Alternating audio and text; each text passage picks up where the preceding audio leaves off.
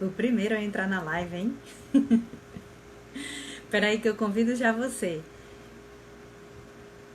Oi, meu amor, chegou também. Quem mais tá por aí? Tio Ercílio. Que bom que deu certo. Conseguiu entrar. Estamos pontualmente iniciando a live. Só esperar entrar mais algumas pessoinhas. E vou convidar aqui o Egberto. Boa noite. Oi, Júnior. Já vou convidar aqui o Egberto. Oi, Régia, boa noite.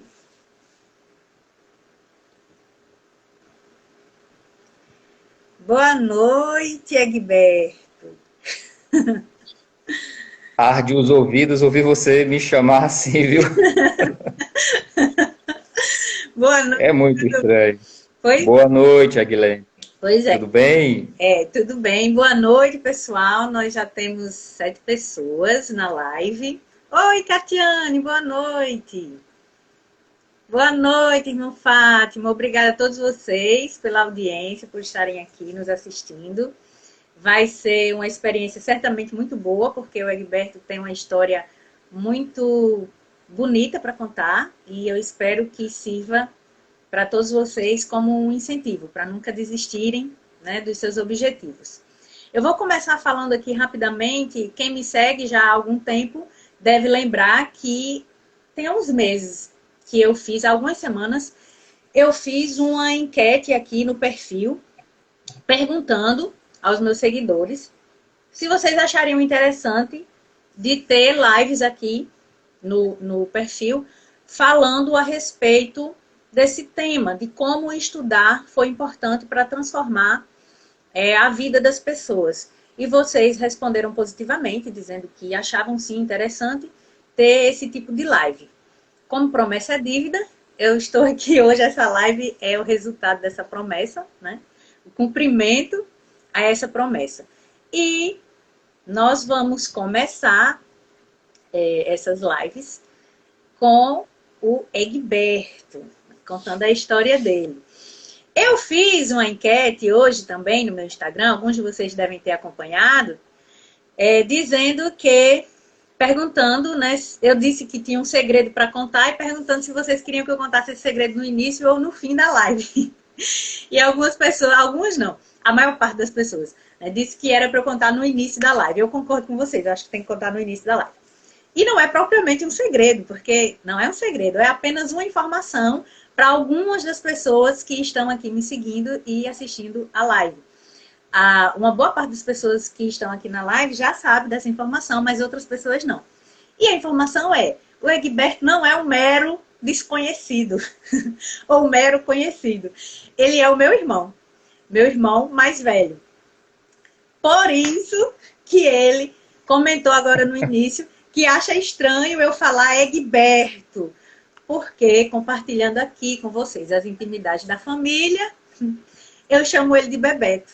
Desde que eu aprendi a falar. Inclusive fui eu que dei esse apelido a ele, né? Porque eu não sabia falar Egberto, então eu falava Bebeto e agora todo mundo chama ele de Bebeto. Então, né, agradeça a mim por este apelido, né, que todos tanto gostam. É Vem, quase, é tão estranho ouvir você chamando o meu nome, é quase eu chamar a mamãe de Marlene. exatamente. Estranho, né? Isso, Regi, é meu irmão. Egberto de Arruda Moreira. É o meu irmão. Só que eu chamo ele de Bebeto. Então, se de vez em quando escapar um Bebeto por aqui, vocês não estranhem. Porque eu já me justifiquei aqui no início da live, certo?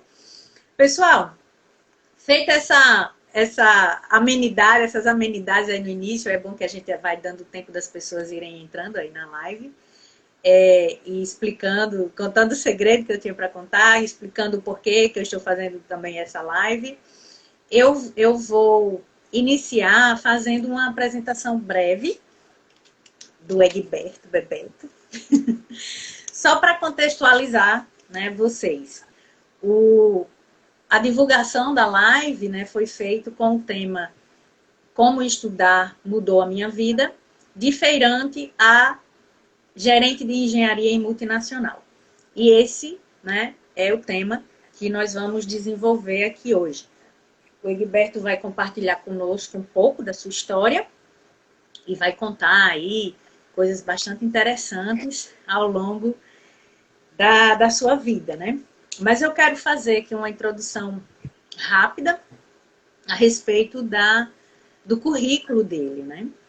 Ele vai depois falar melhor, com mais propriedade, mas eu vou falar rapidamente, né? O Egberto, ele é formado técnico em eletromecânica pelo Cefet, que hoje nós conhecemos aqui em Natal, no Rio Grande do Norte, como o IFRN, né? Que é o Instituto Federal de Educação Tecnológica aqui do Rio Grande do Norte.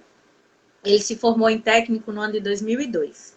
Em seguida, logo em seguida, ele entrou no curso de engenharia elétrica, passou no primeiro vestibular que ele tentou, né? Já dando aí créditos de bom aluno para o rapaz. E ele entrou no curso de engenharia elétrica, se formou na UFRN nesse curso no ano de 2007.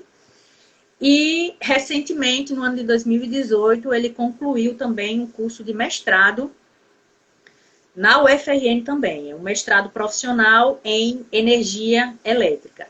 E o título do trabalho dele, se porventura tiver alguém aqui que é da área e tenha curiosidade, foi Aplicação de religadores híbridos em redes de distribuição de energia elétrica.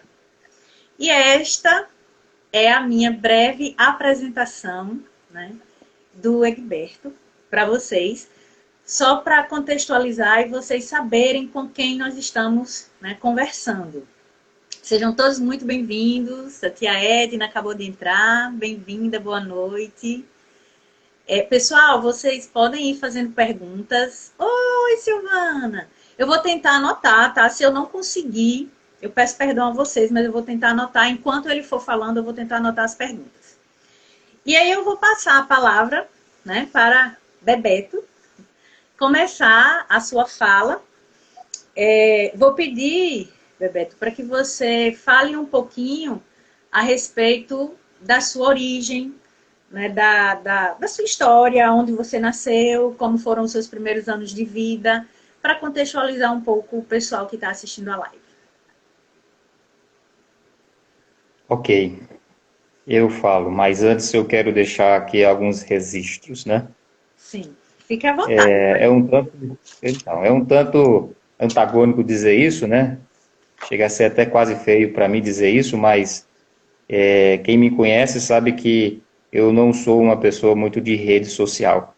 E literalmente há minutos atrás foi que eu instalei o Instagram no meu celular para poder participar dessa live. Ele criou o perfil para participar da live, pessoal.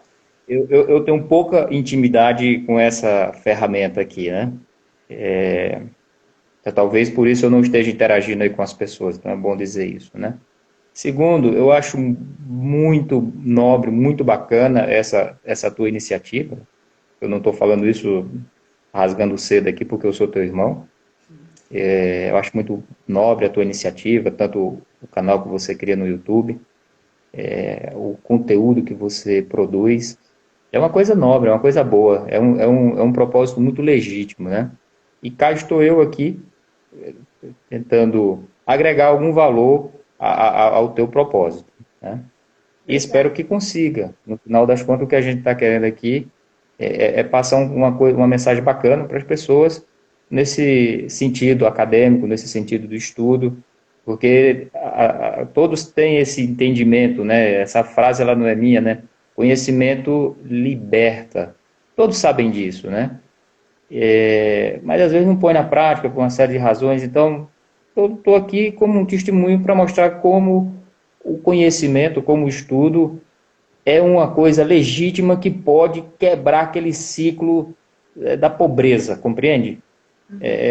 A mamãe que não tem muitas condições, aí tem um filhinho que não tem muitas condições, aí ele vai viver num ambiente que também não proporciona muitas coisas, que vai também ter um outro filhinho que não...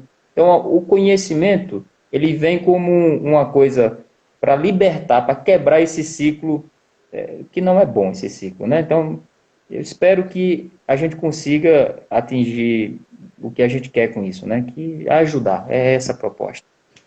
Agora, respondendo a sua pergunta, né? Eu nasci em 82, nasci numa maternidade numa cidade bem pequena do Ceará, chamada Alto Santo, uma cidade muito modesta, mas muito bacana. Na época parece piada, né? Mas na época que eu nasci, não que eu me recorde disso, da época que eu nasci precisamente, mas eu me recordo da minha primeira infância e era uma cidade tão pequena que a gente via a placa de bem-vindo e volte sempre, né? Uma cidade bem pequena mesmo, né? E que eu não vivi em Alto Santo, né? Eu nasci na maternidade, mas morava no interior, no interior do Alto Santo, no sítio, né? No lugar, numa região chamada Baixio Grande. Então foi onde eu nasci, foi no Ceará, né? Mas vivi bem pouco, né? Tive a primeira infância lá, mas vivi bem pouco. Inclusive você viveu comigo, mas você deve ter quase nenhuma lembrança, que você era muito pequeno, não, É, não deve ter lembrança de lá. poucas Mas coisas, foi em algumas Alto coisas. Santo que eu Algumas nasci. coisas marcantes, mas poucas coisas. Pois bem. Então você perguntou onde eu nasci, eu não fui lá, né? Sim, e você, como você acabou de falar, né? Você nasceu lá, mas não viveu lá toda a sua infância, né? Você Não, depois. não, não. Né, na verdade a gente teve aí algumas questões familiares que terminou fazendo a gente andar bastante. Veja, a gente chegou a morar no Acre, moramos em Rondônia, Na Paraíba. moramos na Paraíba. Nesse percalço aí, antes de chegar no Rio Grande do Norte, nós moramos mais uma vez no Ceará, né, que depois do Ceará foi que a gente foi para Paraíba, e da Paraíba foi que a gente foi para o Rio Grande do Norte. Nesse vai e vem, né? Meu primeiro contato no mundo acadêmico assim, foi ainda no interior do Baixio Grande, que foram por poucos meses, mas eu me recordo muito bem disso, porque teve um evento importante nesse quesito aí, né? E aí eu já quebro aqui a imagem que eventualmente pode se ter. Ah, mas foi um menino prodígio, um menino muito inteligente. Nada disso, tá?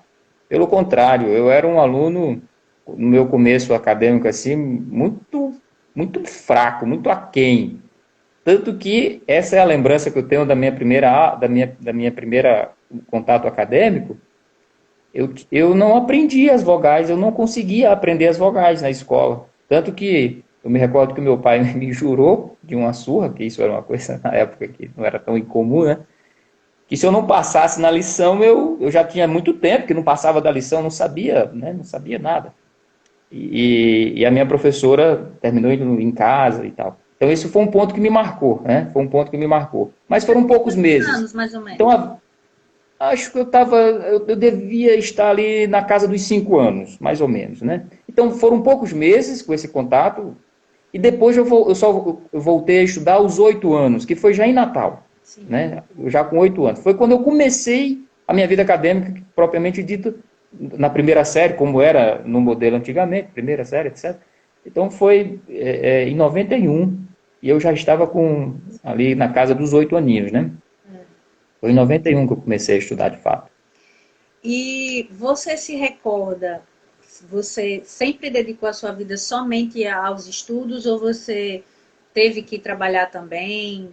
Você se recorda de haver essa necessidade? Quando você começou a trabalhar, se houve Perfeito. esse contexto? Entendi a pergunta. Eu poderia dizer que eu comecei a trabalhar desde que eu pude carregar uma enxada.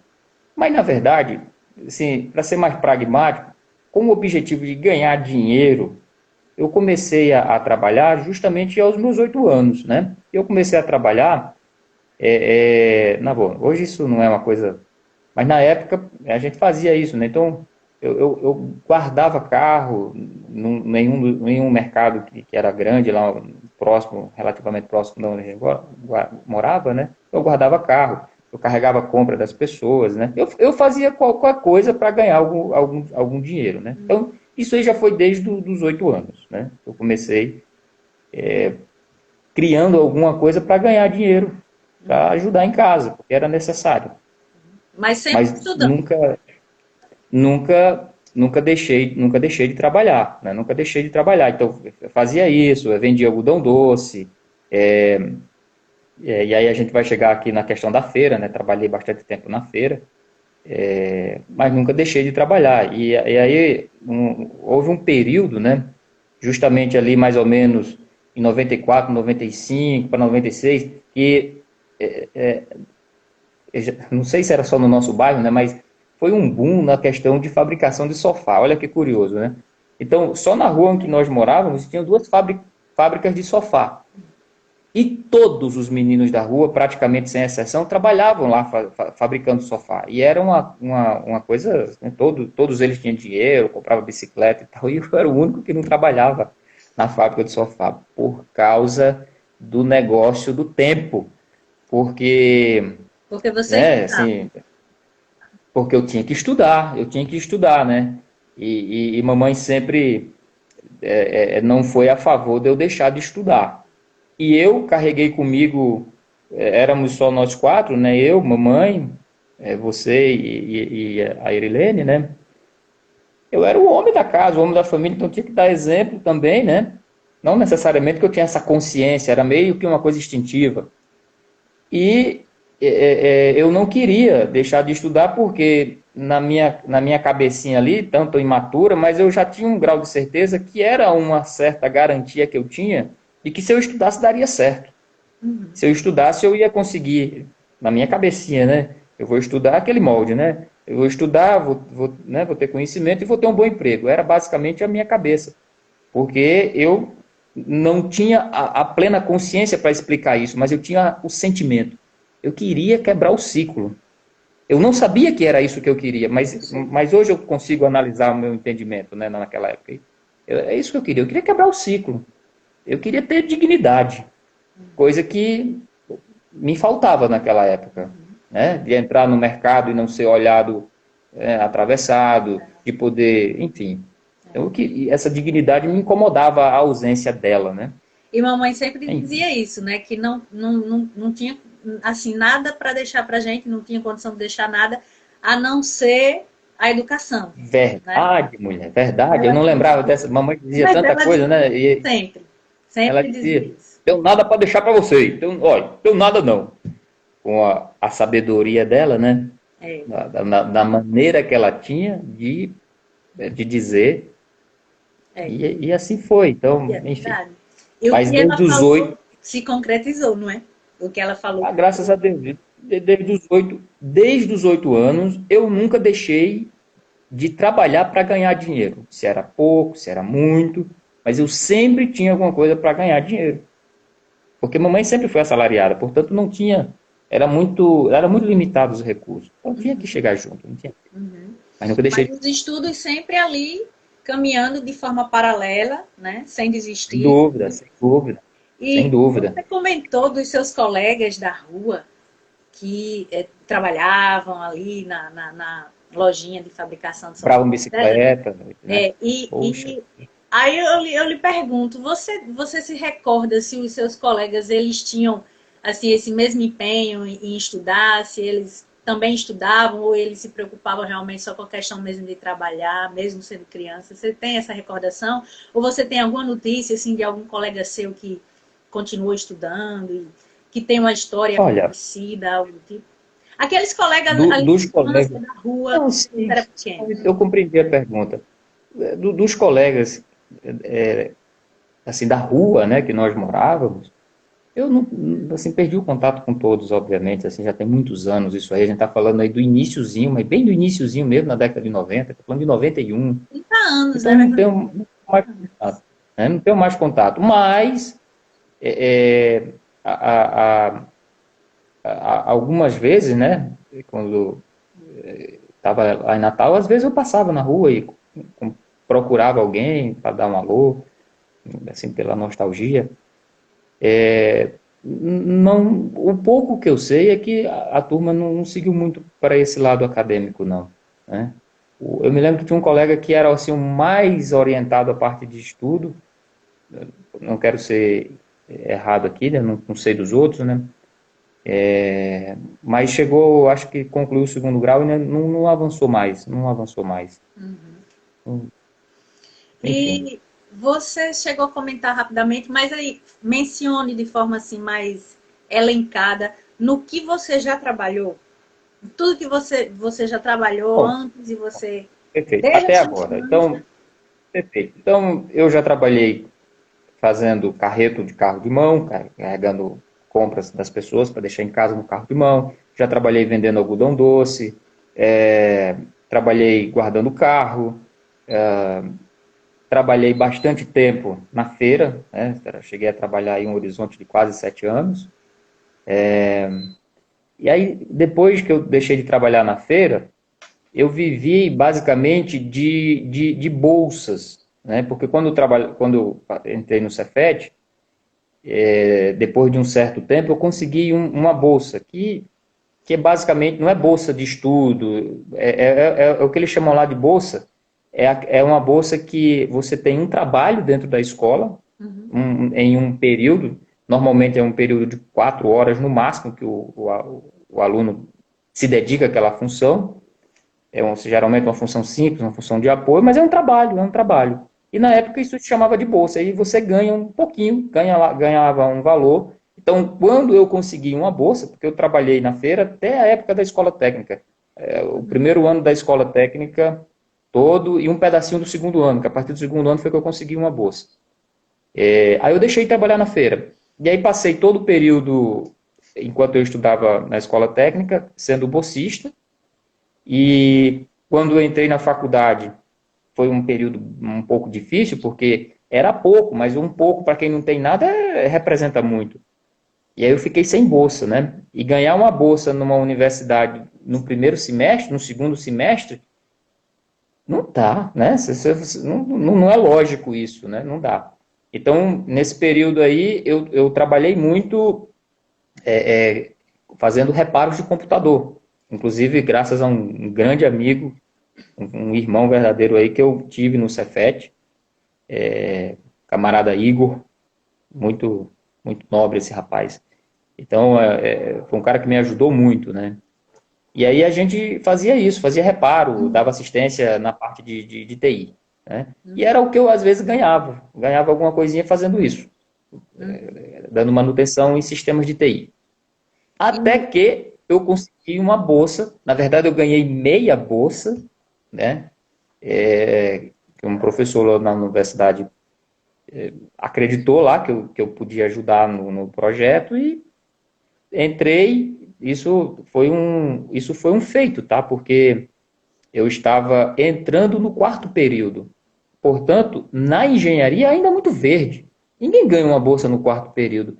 E eu consegui, não foi por mérito meu, nossa, não foi. Foi uma coisa divina ali, né? O professor quis me ajudar também. Então, desde do quarto período até eu me formar, eu sempre estava trabalhando em pesquisa na universidade. Diga-se de passagem, isso foi uma coisa que pesou muito também na minha vida acadêmica, né? Porque eu sempre estava imerso ali em questões de defesa de mestrado, defesa de doutorado, sempre imerso em pesquisa. Então, às vezes eu brinco, eu fiz 2 faculdades, porque eu tinha aqui, né? Estava lá estudando engenharia e tinha uma coisa paralela, porque eu chegava cedinho na faculdade, as aulas começavam às 7 da manhã, e você há de se recordar quantas vezes eu não chegava em casa, estava todo mundo dormindo, né? Muitas vezes, inclusive, a Helene costumava reclamar, né? Eu tenho que abrir a porta para você toda vez. Ela, reclamava, porque eu saía cedo e chegava tarde. Então, eu morava dentro da universidade, é, né? é Enfim. verdade. Então, até eu trabalhar como engenheiro, fiz esse trajeto aí em termos de ganhar pão, né? Chegou a trabalhar também no Detran? Não foi na época que você estudava no Cefet, você chegou a O trabalhar no Detran? Detran, então, o Detran, eu trabalhei um período no Detran, que era uma parceria que o Detran tinha com a escola técnica, né? Que ele pegava alunos da escola técnica, que diga-se de passagem, só pegava alunos que já estavam ali do terceiro ano para frente, né? Ou, salvo engano, de meio do segundo ano para frente. Era aluno já maduro. E, né, assim, é uma escola que assim, era uma peneira, né? Passava por uma prova, por um concurso e tal, então era uma qualidade de aluno bacana. E aí juntava os alunos que já estavam mais maduro, com conteúdo acadêmico e tal, então era uma estratégia muito boa do Detran. Então eu fiz uma parceria com o Cefet, então eles tinham algumas bolsas. E aí eu ganhei uma dessas bolsas na época. Então, eu trabalhei no Detran como bolsista do Cefet, dentro dessa parceria que tinha no Detran com o Cefet. Salvo engano, eu trabalhei lá por um ano, eu acho. Né? Agora, Era só a parte da manhã. vamos entrar agora no foco, né, que chamou a atenção dessa live, que é a sua trajetória como de feirante até você chegar ao seu atual cargo de gerente de engenharia em uma multinacional. E aí eu lhe pergunto, como e quando você começou a trabalhar na feira? Como foi que surgiu a feira na sua vida? Quem lhe convidou? Como foi que surgiu esse trabalho? Eu conto. Veja, nós morávamos numa vila, né? Morávamos numa vila bem modesta, e nessa vila passou a residir, chegou um morador novo enfim, passou a ser vizinho nosso lá. Nessa época, a gente ficou amigo e ele era feirante, né? Ele vendia verdura, né? Cebola, coentro, alface, cheiro verde de uma maneira geral, né? Coisas verdes. E eu falei para ele, né? Poxa, né? Legal, né? Pô, legal trabalhar na feira, A né? vontade era tanta de Você trabalhar. quer ir? Você quer ir? Eu falei, opa, mas eu quero. Então foi assim que começou. Ele me chamou para ir ajudá-lo. Ele me chamou para ir ajudá-lo, né?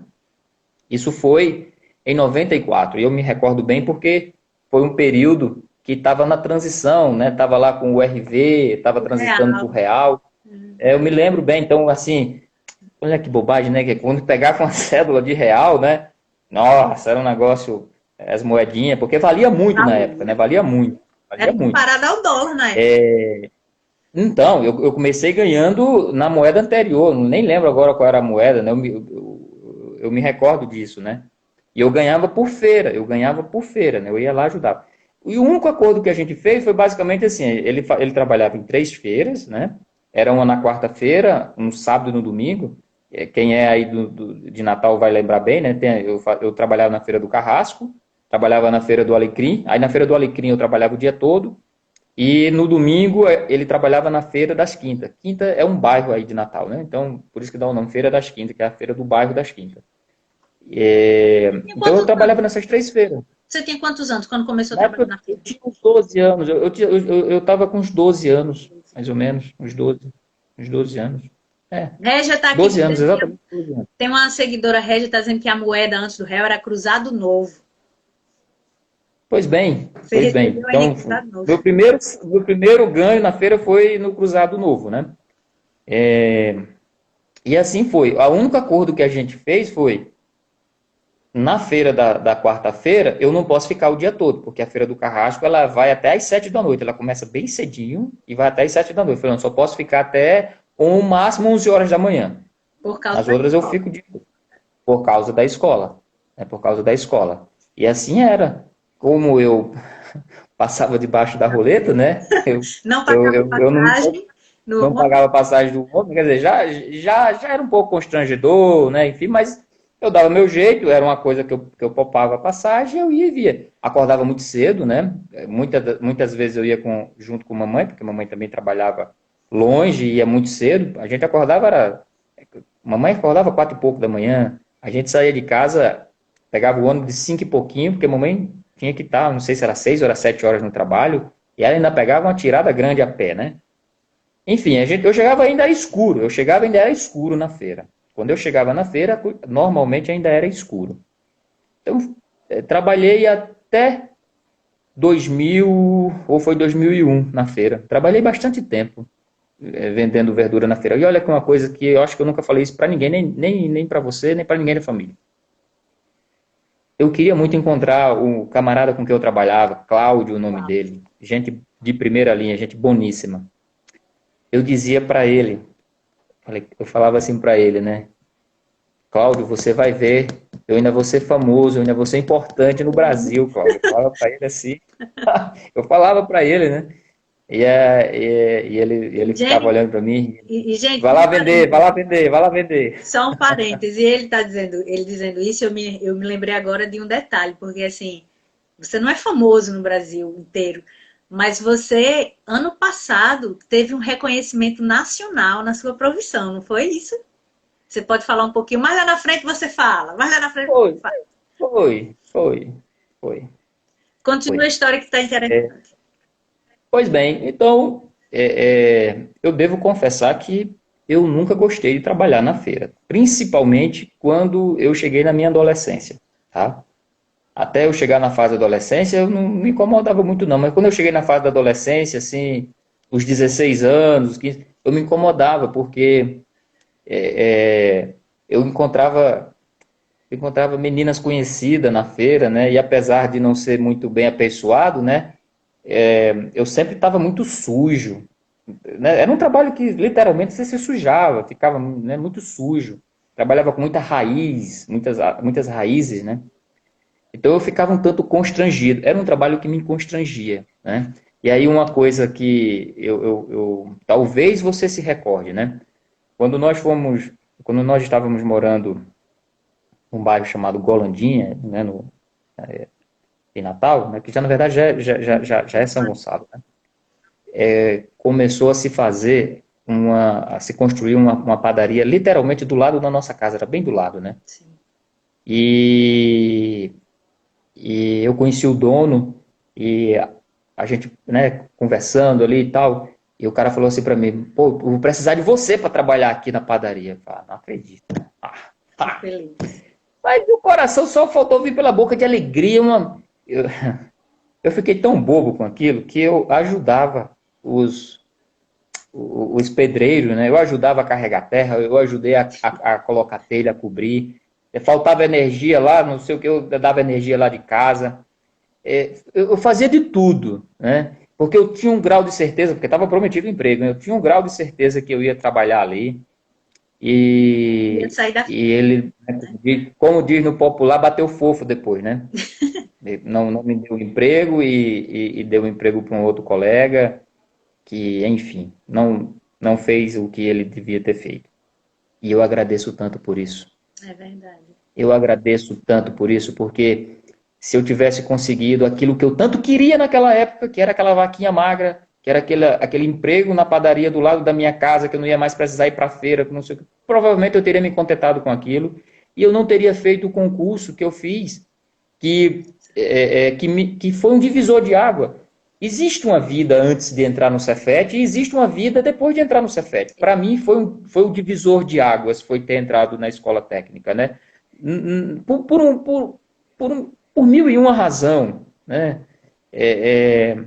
Então eu agradeço a esse cidadão que não honrou o compromisso dele comigo e que me deixou louco, né? Eu queria morrer de raiva, de desgosto, porque ele, né, não fez o que disse que ia fazer. E uma professora que eu tive na escola que eu estava estudando a oitava série, né? Uma professora de geografia, que Professora ela viu, Fátima, lembra? professora Fátima, sim, que ela viu o que eu não vi, né? Ela falou para mim e mais para uns 3 ou 4 colegas. Chamou a gente assim no final da aula e falou assim: na época era o protécnico, né? Era uma prova, é um vestibularzinho, né? Ela era bem baixinha.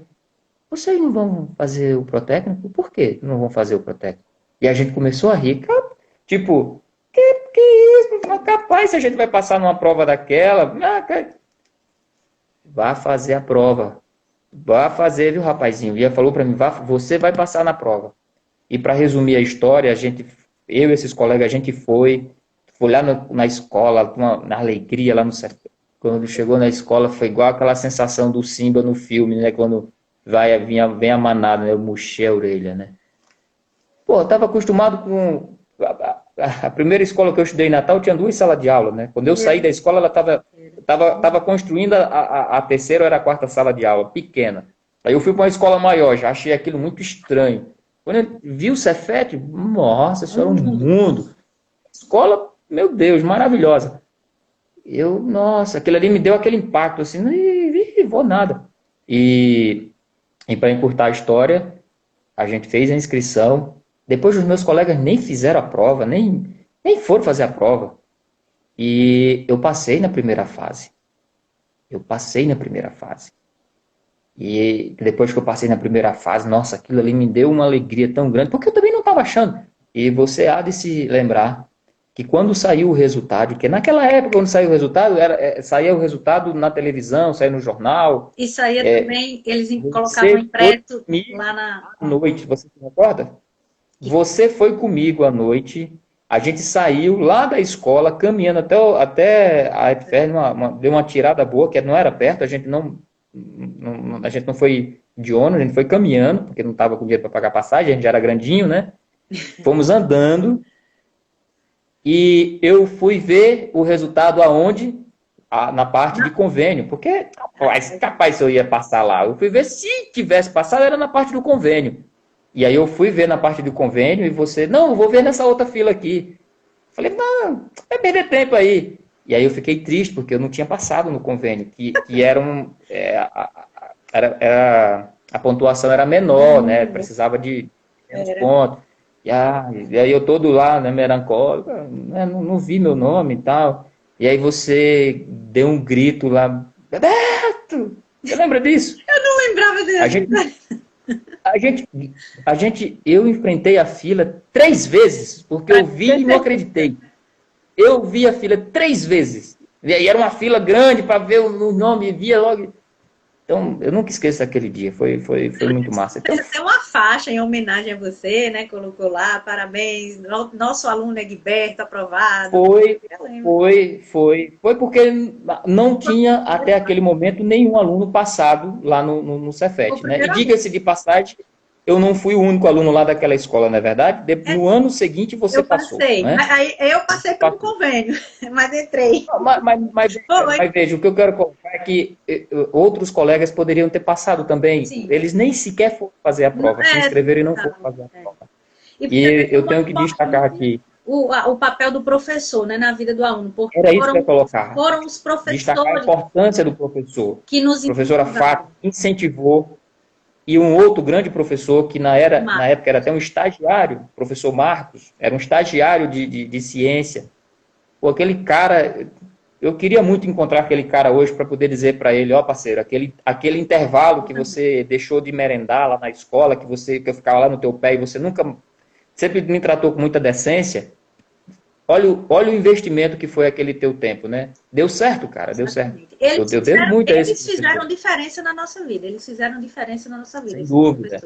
E é esse o papel que o educador tem que fazer. O educador, ele tem que ser aquele cara que inspira, aquele cara que o aluno vai admirar. Que é esse outro ponto bacana da questão do estudo. Exatamente. Gente, quando eu digo que o Cefet foi um divisor de água, é porque eu cheguei num ambiente em que eu comecei a consumir o que eu não consumia antes, que era uma questão de cultura. Capaz, se algum colega na época, antes de entrar no Cefet, vinha falar comigo sobre Camões, vinha falar sobre literatura, compreende? Vinha discutir filosofia, matemática, claro que não. Então, aquele ambiente, aquelas pessoas que eu passei a ter convívio, foram pessoas que eu comecei a admirar. Eu admirava, aquela admiração de dizer assim, eu quero ser igual. Nossa, ele sabe disso, eu não sei o que é isso, eu quero aprender, né? Então, poxa vida, né? Isso não só a nível de professor, a nível de colega, os colegas que até hoje, graças a Deus, foram assim, uma família, né? Eu tenho verdadeiros amigos do peito, que foram naquela época, né, que a gente construiu assim laços extremamente fortes, e que eu já disse isso para alguns deles, falei, cara, você virou a vozinha da consciência, né? Quando eu estava fazendo alguma besteira, era a sua voz que chamava a atenção, cavalheiro, isso não está correto. Então, isso é fantástico, né? Isso é fantástico. E é o lado acadêmico, o ambiente de estudo que vai te proporcionando isso. É importante, eu deixo destacado aqui, nunca fui, em momento nenhum da minha vida, até agora, uma pessoa prodigiosa. Foi um prodígio, uma pessoa inteligente. Nunca fui. Eu posso, se for assim para exagerar, me considerar uma pessoa mediana. Nunca fui demais, nunca fui extraordinário. Mas uma vez, se salvo engano, acho que foi Isaac Newton que disse isso. Alguém está na biografia dele falando, ele falou, você foi muito extraordinário. Ele falou assim, não, né? Se eu enxerguei longe, foi porque eu estava sob ombros de gigantes. Então, eu tive sorte, né, eu tive sorte de ter pessoas maravilhosas do meu lado, que me proporcionou isso, de admirá-las e de me motivar a buscar coisas, boas coisas, né?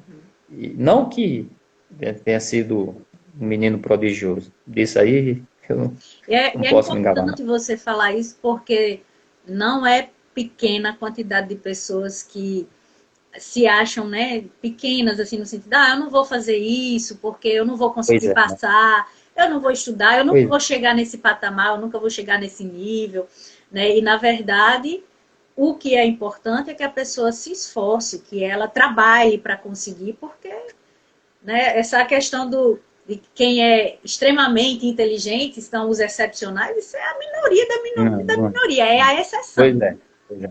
E Pois é. a E gente o detalhe, se a professora não tivesse incentivado, é absoluta dúvida, sem absoluta dúvida, não teria. nunca teria ido lá Nem para fazer a conhecia, né? inscrição. A gente nem sabia da existência, o que é Nem Cefet, o que é sabia, universidade, nem sabia. nem sabia. São por meio dos Perfeito. professores que a gente passou a conhecer Sim, e ter contato com esse mundo. Mas a gente estava falando de como você começou na feira, e aí você contou que foi o Cláudio, uma pessoa que morava na mesma vila, né, lá que você morava, sim, e ele lhe levou até a feira. E aí você começou a contar como era, né, o dia a dia. Você trabalhava em 3 feiras na cidade de Natal, mas nunca parou de sim, estudar. Inclusive, a feira que tinha durante a semana, você ia só meio período por causa da escola, e assim vai. E aí sim. era que já ia a minha próxima pergunta, que era como era a sua rotina, como era que você conseguia conciliar essa rotina dos estudos e o trabalho, né? Você já começou a pincelar aí, mas você pode detalhar um pouco mais. Olha, até o período que eu entrei no Cefet, portanto, antes, né, até o período, não era tão puxado, sabe? A demanda acadêmica, ela era até modesta. Era, bom, eu sempre estudei em escola pública, né? Não tive o privilégio de colocar meus pés em uma escola particular. Então, sempre estudei em escola pública. Então, não puxava muito. Então, eu conseguia, sem muito esforço, de verdade, sem muito esforço, levar a escola de boa e trabalhando. O que mudou completamente quando eu entrei no Cefet, tá? Quando eu entrei no Cefet, eu sofri um baque severo, porque a bagagem que eu tinha era muito pouquinha para o que era puxado de lá. Então, para eu conciliar com o trabalho, era puxado, né? Até os colegas que pegavam ônibus comigo riam que eu não podia entrar no ônibus porque eu já estava dormindo, né? Eu dormia em pé no ônibus quando eu não conseguia me sentar. Muitas, mas foram várias vezes que eu parava no terminal do ônibus, no bairro chamado Parque dos Coqueiros, que era um bairro depois do nosso, e voltava a pé de noite, meu Deus. Eu ficava danado da vida quando isso acontecia, mas eu vivia cansado. Então, no período do Cefet, e também não foi diferente na universidade, não. No período do Cefet, eu dormia bem pouco, porque eu tinha que acordar muito cedo, eu pegava o primeiro ônibus que passava, para poder, quando era no período de fazer o estágio no Detran, ou quando era para atender a bolsa lá no Cefet, então eu tinha que chegar muito cedo, e tinha que estudar. Essa era uma questão, olha só, né? Eu nunca estudei para a escola. Eu só estudava na sala de aula. Eu nunca estudei. Eu vim estudar por causa da prova do Cefet. E eu estudava muito pelo Telecurso 2000, né? Eu estudava de manhãzinha, acordava cedinho. E, e também acompanhava umas aulas, uns aulãos que tinha, né? Que Eu lembro do chamavam aluno os aulões do Machado. professor Aloysio Machado. Acho que era um vereador que tinha. É. Que esse cara, ele pode, eu não sei da história política dele, ele pode, como lamentavelmente os políticos geram muita coisa ruim, mas esse cara fez uma coisa muito certa. Sim. Porque aqueles aulões daquele cidadão, meu Deus, como ajudou muitas pessoas. Eu fui estava um dos que lembrando disso ajudou. nesses dias. Me ajudou demais na questão do Cefet, né? E na época que foi para fazer o vestibular, ele também dava uns aulões todo domingo. Todo domingo ele dava aulão. Todo domingo ele dava aulão. Salvo engano, era no Palácio dos Esportes, era um lugar lá, uma quadra enorme. Ia lá, sentava, colocava o rabinho lá no chão e ficava vendo lá as aulas. Então, esse período eu estudei. Então, eu não tinha o hábito de estudar. Quando eu fui fazer a prova, aí eu comecei a estudar. Então, eu estudava de manhã cedinho, estudava. Por acaso, né, quando eu entrei no Cefet, foi natural, não foi pensado, simplesmente aconteceu. Eu me distanciei muito dos colegas da rua. Eu era muito chegado nos colegas da rua. A gente vivia fazendo coisas mirabolantes, mas eu vivi para a escola. Depois que eu entrei no Cefet, foi aonde eu realmente passei a estudar. Os colegas do Cefet sempre faziam aquele negócio que é grupo de estudo, sabe? Então, e as provas lá era matando mesmo, não era prova bobinha. E assim foi. E aí eu comecei a estudar depois que eu entrei no Cefet. Antes de existir o Cefet na vida, eu não Você continuou estudava. Eu trabalhando estudava na na sala de feira? aula. Você continuou trabalhando na feira Sim. só no primeiro ano da escola técnica, né? Depois que você contou no início Chegou da um live, pouquinho, eu acho que chegou um ano e mais ou meio, menos a mais ou metade. menos. Um ano e meio, um ano e meio. Mas assim que eu consegui uma bolsa, eu deixei de ir. Eu já estava um jovem adulto, né? Quando eu entrei no Cefet, eu estava com 17 17 anos, né? era. Já estava 17 anos, já estava ali entrando um jovem adulto. E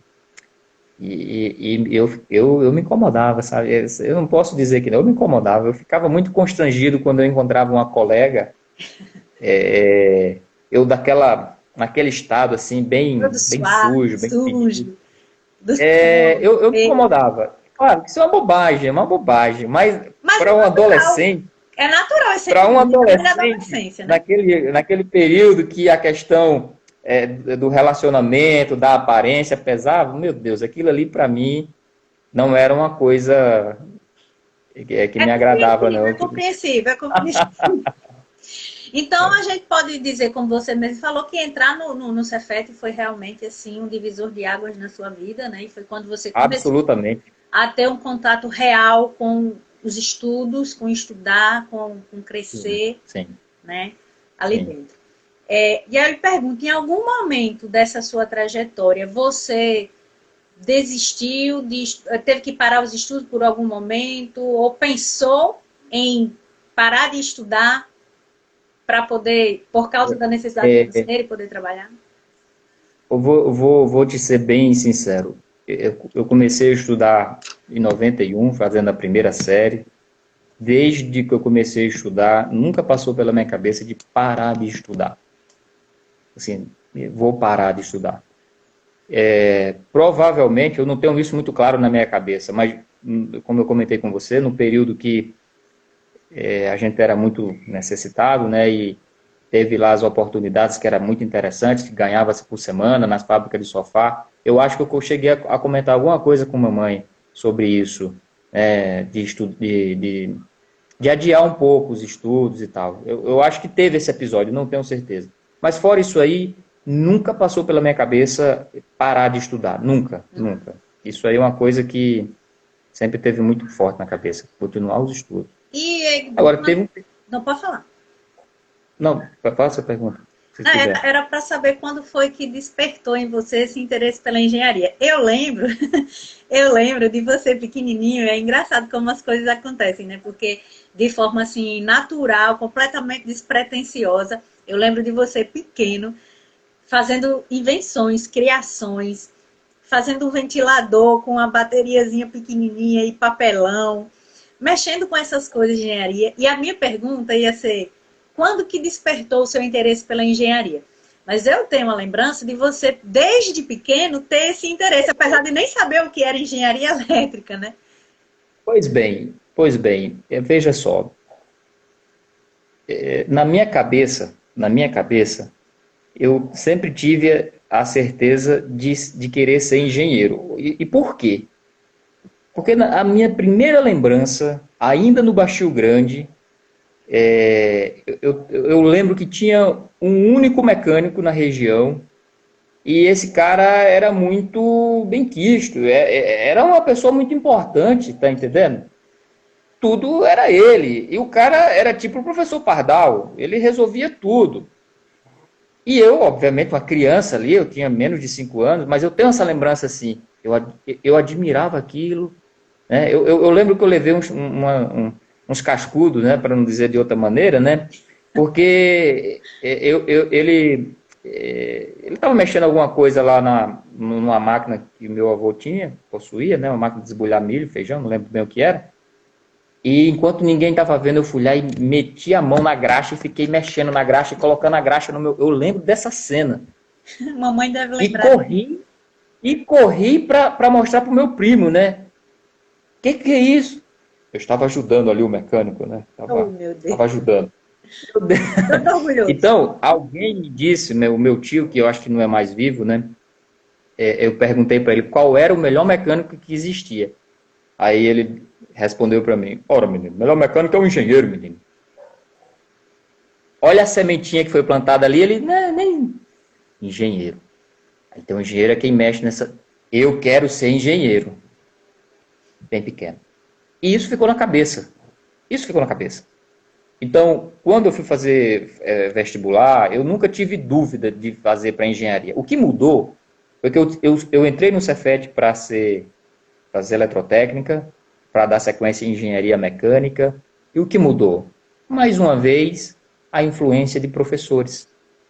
Porque eu, no decorrer do curso, fui conhecendo a formação de professor A, professor B, e fui vendo ali como era o professor, e aquilo foi, nossa, eu quero ser igual que esse cara, eu quero ser igual a esse cara, pô, eu admiro tanto mas esse cara sabe tudo, meu Deus, você compreende? Você passa a admirar, aquela admiração gostosa assim, que faz falta isso, hein? A gente não ter a quem admirar, faz uma falta medonha.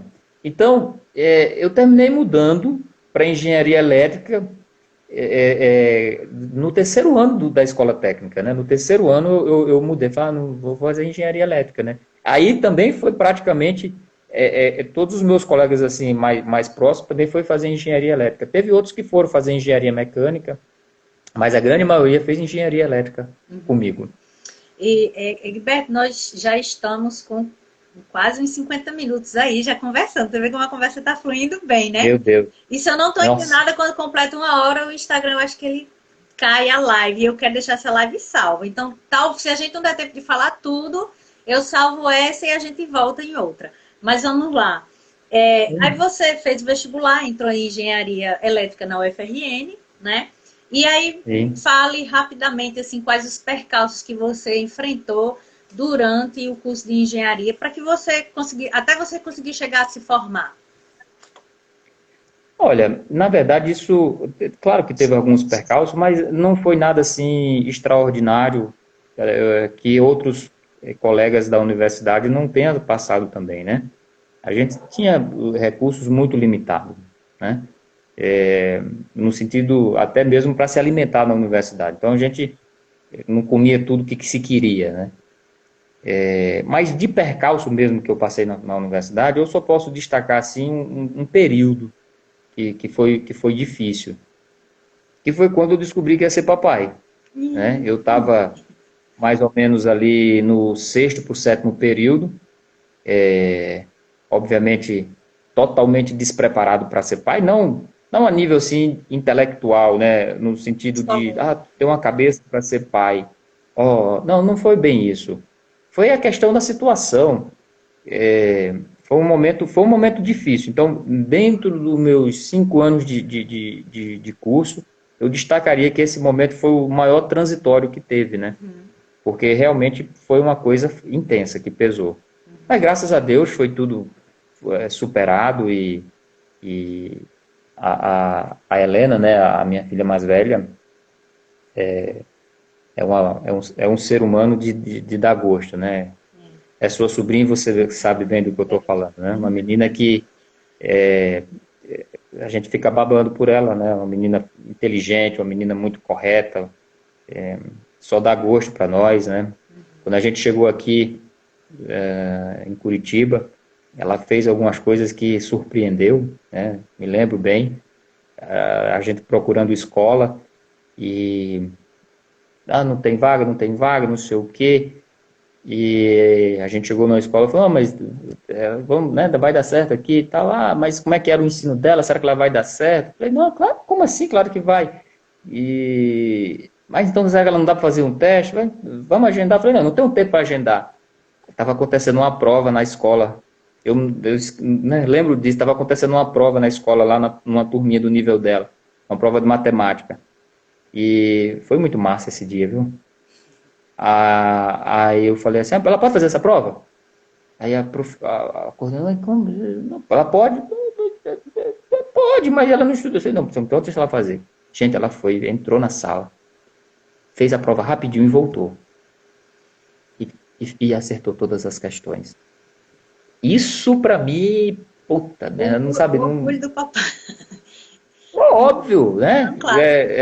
Veja, a gente conta a glória, que é 1%. Os É. outros 99% é no background, é atrás. Né? O glamour ali é um flash, mas a preparação por trás não é simples, não. E uma menina que, né, fez o concurso, entrou no colégio militar daqui, uma coisa bastante concorrida e tal. Então, uma menina maravilhosa, uma menina maravilhosa. Seguindo os passos dos Mas pais de estudar, né? quando ela veio, né, quando ela veio assim, foi no momento em que eu, né, Difícil. tinha. Foi um momento difícil, hein? Os recursos eram muito limitados, né? E a Mas gente, você é também mãe, sabe isso, a gente não dá o deixou de melhor. ser lindo também, né? Mesmo com Não, dificuldade. claro, claro. Foi Deu tudo certo, bonito. graças a Deus deu tudo certo. Pois é. Mas pesou, na época da faculdade pesou. Egberto, nós já estamos a 56 minutos. Eu estou pensando em encerrar essa live para conseguir deixar ela salva e a gente iniciar uma segunda para você poder falar especificamente sobre o momento atual, de como você chegou no cargo atual. Você falar a segunda parte da sua trajetória. Você é quem manda, minha Tá querida. certo? Você é Então, quem manda. pessoal, eu vou encerrar essa live só para conseguir deixar ela salva lá no IGTV. E imediatamente já vou entrar de novo, tá? Com o Egberto. Então, vocês entrem de novo na live para a gente poder acompanhar a segunda parte da história dele, tá certo? Vou encerrar e a gente volta já. Beijo!